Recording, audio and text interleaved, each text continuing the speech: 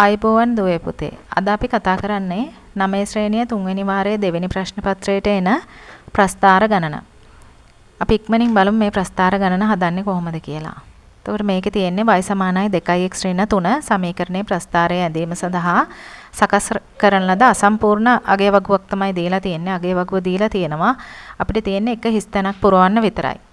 එතකොට මෙතනදී පළවෙනි කොටසේ අහන්නේ මෙන්න මෙතන x සමානයි 1 වන විට y වල අගය. එතකොට මෙතන x සමානයි 1 කියන්නේ මෙතන තියෙන අගය. එතකොට ඊට අදාළ y වල අගය තමයි අපිට හොයන්න තියෙන්නේ. අපිට කරන්න තියෙන්නේ මෙන්න මේ සමීකරණයට මේ x සමානයි 1 කියන. ඒ කියන්නේ මේ x වලට 1 ආදේශ කරලා y වල අගය හොයන්න තමයි තියෙන්නේ. එතකොට මේ විදිහට ප්‍රස්ථාරය සමීකරණය ලිව්වමම ඒකට x සමානයි 1 ආදේශ කරාම 2 ගුණ කිරීම 1 අඩු කිරීම 3. දෙවරක් 1 2යි 2 ඍණ 3. මෙතන තියෙන්නේ ධන 2 මෙතන තියෙන්නේ ඍණ 3. එතකොට වැඩිපුර තියෙන එකේ ලකුණ තමයි ලකුණ. මේ දෙකේ වෙනස තමයි එන අගය. එතකොට y වලට එන්නේ ඍණ 1යි. x සමානයි 1 වෙනකොට y වලට එන අගය ඍණ 1යි. දැන් බලන්න මෙතන මම අගය වගුවේ x සමානයි 1 වෙනකොට y සමානයි ඍණ 1 කියන අගය ලියාගත්තා. ඊළඟට තියෙන්නේ අගය වගුව භාවිතයෙන් ඛණ්ඩාංක තලයක් පිළියෙල කර ඉහත ශ්‍රිතයේ ප්‍රස්ථාරය අඳින්න කියලා. එතකොට මෙතන හිස්තැන පුරවන්න ඕනේ. ඊට අදාළ දැන් x ඛණ්ඩාංකයයි y ඛණ්ඩාංකයයි මේ තියෙන්නේ මේ විදිහට ඍණ 2 ඍණ 7 ඍණ 1 ඍණ 5 බිංදුවේ ඍණ 3 ධන 1 ඍණ 1 ওই විදිහට මේ තියෙන්නේ පටිපාටිගත යුගල ටික තමයි මේ විදිහට ගන්න තියෙන්නේ. අපි දැන් අඳිමු ඛණ්ඩාංක තලය. දැන් මේකෙදි බලන්න x වල ඛණ්ඩාංක ගිහින් තියෙන්නේ ඍණ 2 ඉඳලා ධන 3 වෙනකම්. එතකොට අපිට x අක්ෂය ඇඳ ගන්න ඕනේ ඍණ 2 ඉඳලා ධන 3 වෙනකන් ඇඳහම ඇති. ඊට පස්සේ බලන්න y අක්ෂය ගිහින් තියෙන කොහොමද කියලා. මෙතන ඍණ අගය ඍණ 7 වෙනකන් y අක්ෂය ගිහින් තියෙනවා. ධන අගය ධන 3 දක්වා විතරයි y අක්ෂය ගිහින් තියෙන්නේ. අපි දැන් මේ ප්‍රස්ථාරය මේ ඛණ්ඩාංක තලය අඳිමු. මෙන්න මේ විදිහට මම අක්ෂ දෙකක් ගහගත්තා.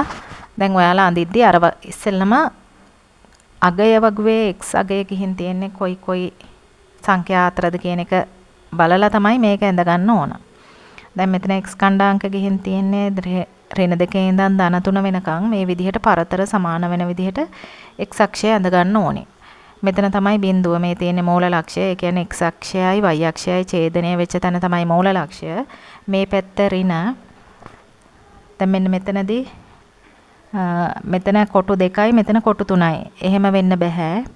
පරතර සමාන වෙන විදිහට අඳින්න ඕන. එතකොට මෙන්න මෙතන තමයි ඍණ 2 වෙන්න ඕන. මේ විදිහට පරතර සමාන වෙන විදිහට අඳින්න ඕන.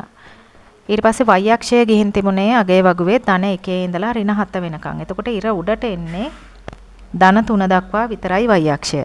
ඒ නිසා මම මේ වැඩි දුරක් හැන්දේ නැහැ ඉර උඩට. ඊට පස්සේ ඍණ දිශාවට ඍණ 7 දක්වා යන්න ඕනේ. එතකොට මෙතන ඉඩ මේ y අක්ෂය ඇඳ ගන්න ඉඩ මදි වුණොත් ඉර දික් කළා ඍණ 7 දක්වා ඇඳ ගන්න ඕනේ. එතකොට මේ විදිහට මේ x අක්ෂය කියලා නම් කරන්න ඕනි y අක්ෂය කියලා නම් කරන්න ඕනි. දැන් තියෙන්නේ ඛණ්ඩාංක ලකුණු කරන්න. එතකොට ඛණ්ඩාංක අගය වගුව බලලා ඛණ්ඩාංක ලකුණු කරන්න ඕනි. මුලින්ම තියෙන්නේ ඍණ 2 ඍණ 7 මෙතන මේ ඍණ 2 ඍණ 7 තියෙන්නේ මේ පහළ මේ තියෙන්නේ ඍණ 2 ඍණ 7. එතකොට මෙන්න මේ විදිහට ලකුණු කරන්න ඕනි. ඊළඟට තියෙන්නේ ඍණ 1 ඍණ 5. මෙන්න මේ විදිහට ලකුණු කරන්න ඕනේ. ඊළඟට තියෙන්නේ x ඛණ්ඩාංකයේ බිඳුවයි y ඛණ්ඩාංකයේ ඍණ 3යි. x ඛණ්ඩාංකයේ බිඳුව කියලා කියන්නේ y අක්ෂය මත. එතකොට x ඛණ්ඩාංකයේ බිඳුවයි y ඛණ්ඩාංකයේ ඍණ 3 කියන්නේ මෙතන. ඊළඟට x ඛණ්ඩාංකයේ ධන වෙනකොට y ඛණ්ඩාංකයේ ඍණ 1යි මෙතන. ඊළඟට ධන 2 වෙනකොට y ඛණ්ඩාංකයේ ධන 2යි.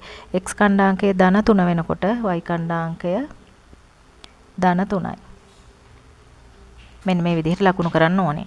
ඊළඟට රූල තියලා මේ ලක්ෂ ටික යා කරන්න ඕනේ. එතකොට මේ එන්නේ අර අපිට දීලා තිබුණු y සමානයි 2x ඍණ 3 කියන සමීකරණයේ ප්‍රස්ථාරය. මේ තියෙන y සමානයි 2x ඍණ 3 කියන ප්‍රස්ථාරය. ඊට පස්සේ කියනවා අපිට මේකේ අනුක්‍රමණය සහ අන්තක්ඛණ්ඩය ලියා දක්වන්න කියලා. එතකොට මේ ප්‍රස්ථාරයේ සමීකරණයෙන් විතරක් වුණත් අපිට අනුක්‍රමණය සහ අන්තක්ඛණ්ඩය ලියන්න පුළුවන් බව අපි දන්නවා. අපි පළවෙනි කොටසේ කතා කරා. එතකොට මේ තියෙන්නේ y සමානයි 2x ඍණ 3. එතකොට මේ 2 කියන්නේ අනුක්‍රමණය. ඍණ 3 කියන්නේ අන්තක්ඛණ්ඩය. මේ තියෙන්නේ අන්තක්ඛණ්ඩය. එතකොට අන්තක්ඛණ්ඩය කියලා කියන්නේ y අක්ෂය කැපෙන ලක්ෂය. මේ බලන්න මෙතන මේ ඍණ 3ේදී තමයි කැපිලා තියෙන්නේ. ඒ කියන්නේ මෙන්න මේ ඍණ 3. ඒ කියන්නේ අන්තක්ඛණ්ඩය කියන්නේ සමීකරණය ප්‍රස්ථාරය y අක්ෂය ඡේදනය කරන ලක්ෂය තමයි අන්තක්ඛණ්ඩයෙන් පෙන්වන්නේ. ඒ කියන්නේ y අක්ෂය කැපෙන තැන තියෙන සංඛ්‍යාව තමයි අන්තක්ඛණ්ඩය. අනුක්‍රමණය කියන්නේ x වලට ඉස්සරහින් තියෙන සංගුණකය. x වල සංගුණකය තමයි අනුක්‍රමණය වෙන්නේ. ඒතර මේ තියෙන්නේ මීට අදාළ ප්‍රස්ථාරය. b කොටසේ තියෙන්නේ ශ්‍රිතේක සමීකරණය මේ විදිහට දුන්නොත් 3x ධන 2y සමානයි 6. මේ ආකාරයට දුන්නොත් කොහොමද මේකේ ප්‍රස්ථාරය අඳින්නේ කියලා තමයි මේකේ අහලා තියෙන්නේ. මුලින්ම අපිට අහන්නේ x සමානයි බිඳුව විට y හි අගය. ඒ කියන්නේ x සමානයි බිඳුව කියන්නේ x වලට බිඳුව ආදේශ කරලා y වල අගය හොයන්න.